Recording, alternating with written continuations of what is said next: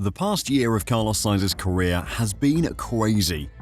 He's gone from battling out with Charles Leclerc for race wins at Ferrari to getting beat 4-1 by Alex Albon at Williams.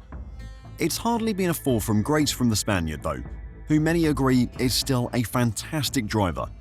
It's been more of an eye-opener for what Alex Albon has to offer when given the time and respect that Red Bull don't always want to offer their drivers. Either way, it hasn't been an easy time for Sainz, but up until now, he's sucked it up and got on with the job at hand. That was until a recent interview dropped two bombshells on Ferrari and Red Bull, exposing just how poorly Sainz has been treated over the past year. And today, I'll check it all out, so don't go anywhere. It was a year and a half ago now that the shocking news broke that Lewis Hamilton would be joining the Ferrari F1 team for 2025.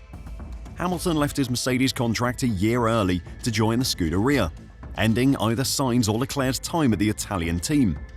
Both are fantastic drivers who were more than worthy of driving for Ferrari, but as Sainz himself said, when Hamilton is an option, a team is going to take him.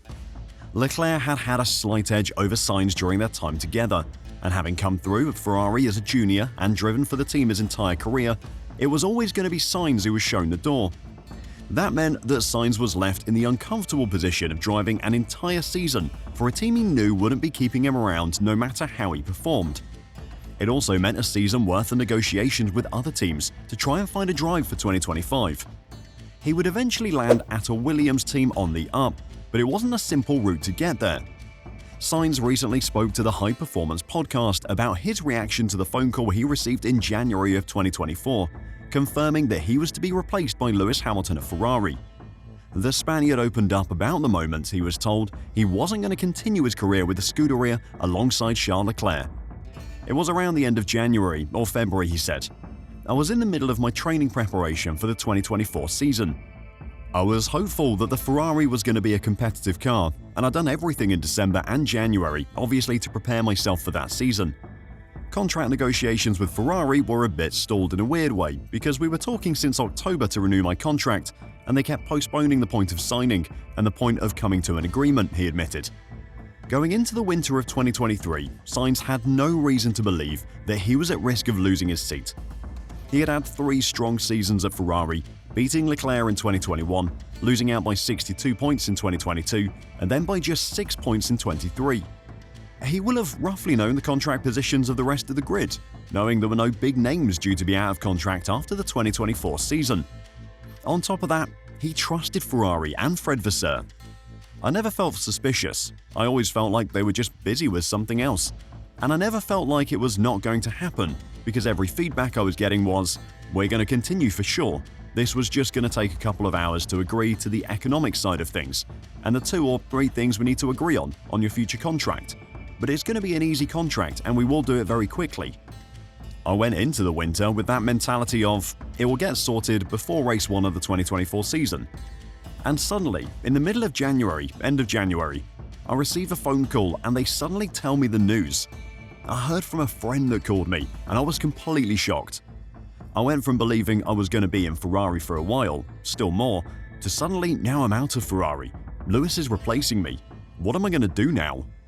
To have been told by Ferrari time and again that he would be continuing beyond the end of his contract, to then hearing from a friend that he would be losing his seat to Lewis Hamilton, was tough on Sainz.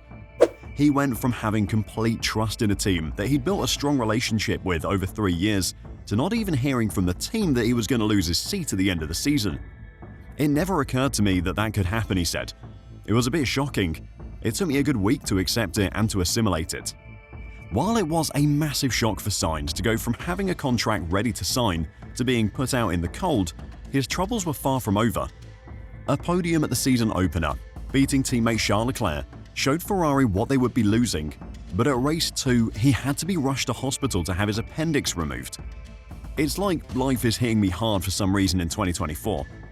For some reason, they've decided this is my character building year, and I took it a bit like that, Sainz said. He didn't let it get to him though. Sainz returned in Australia and beat his teammate to Ferrari's first win of the season, before securing a 3rd podium in 3 starts at the Japanese Grand Prix. While the form didn't continue, you could see the determination that he had to prove that Ferrari had made the wrong decision. He never went public to say as much, but he did all the talking he needed to do on track. Sainz went on to say that shedding the negativity, forgetting about Ferrari's lies, and keeping positive was the key for him. It would have been so easy to become negative and to curse the year, to curse the moment, and to curse life about how bad it's treating you and remain negative. And I think that positivity is what helped me win the race on the comeback. That wasn't the end of the difficulties for Sainz though. He then had to go in search of a race seat for 2025, and the options at the top teams on the grid were limited to just Red Bull. Before I talk about Sainz's baffling rejection by Red Bull though, if you're enjoying the video and want to catch more news and analysis from the world of Formula 1, then make sure to press the like button and subscribe to F1 Reverse. Thanks a lot. When Sainz was searching for a seat for 2025, there were plenty of options, but one would have clearly stood out to him, and that was a return to Red Bull Racing to partner Max Verstappen again. The two had driven together in 2015 and for 4 races of 2016, and a return to Red Bull looked like the team's best choice in terms of driver quality. While the two did drive together at the Red Bull Junior team, Sainz never made it to the top team, and part of the reason for that was a relationship between the two apparently. Red Bull motorsport consultant Helmut Marko claimed the relationship between the pair was toxic. This is what people have concluded, or what people are trying to explain it or to understand it, Sainz told High Performance. The only thing I can say is that I genuinely got on well with Max. This is something people don't see from the outside. We had a rivalry in our first year in Formula 1 in Toro Rosso, but it was a relatively healthy rivalry in terms of him and me, the way we used to go about racing. Now we get on really well. So if that's the reason, I don't understand why they wouldn't want me next to Max, because I think we would actually be a very strong pairing in Formula 1. It was almost 10 years ago now that the two drove together, and understandably, any tempers that there were have since cooled. Being 2 of 20 drivers on the F1 grid, the two will have spent plenty of time together over the past decade, and Sainz will have known that when stepping into Red Bull, he wouldn't be the #1 driver. He's mature enough to know his place and know what he's capable of. Sure, he will have had a point to prove. He may even have thought on his day he could take on Verstappen. But he will also have known that beating him over an entire season probably wasn't a possibility. Sainz backed this up by saying he wouldn't have suffered from the same frailty that has taken hold of Max's teammates since he moved to Red Bull. I think everyone's having a really tough time being Max's teammate. I can only say that when I was Max's teammate, I didn't have this tough time. I was obviously incredibly surprised with how quick he was, with how he's an insane driver. I mean, he's going to be one of the best ever in history if he's not already one. But that first year together since then has given me the confidence to know I can be against anyone. I've been teammates with Charles Leclerc, with Lando Norris, with Nico Hülkenberg, very quick guys and probably the best in the sport. Now Alex Albon, incredibly fast also, and just makes me want to be up against the best still.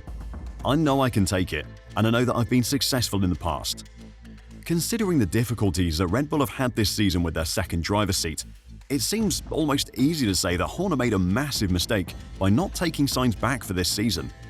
Perhaps it was even a contributor to his eventual sacking at Red Bull. But what do you think? Would Sainz have been a better option for Red Bull? And what do you think of how Ferrari handled him? Let me know your thoughts in the comments down below, and until next time, drive safe and bye for now.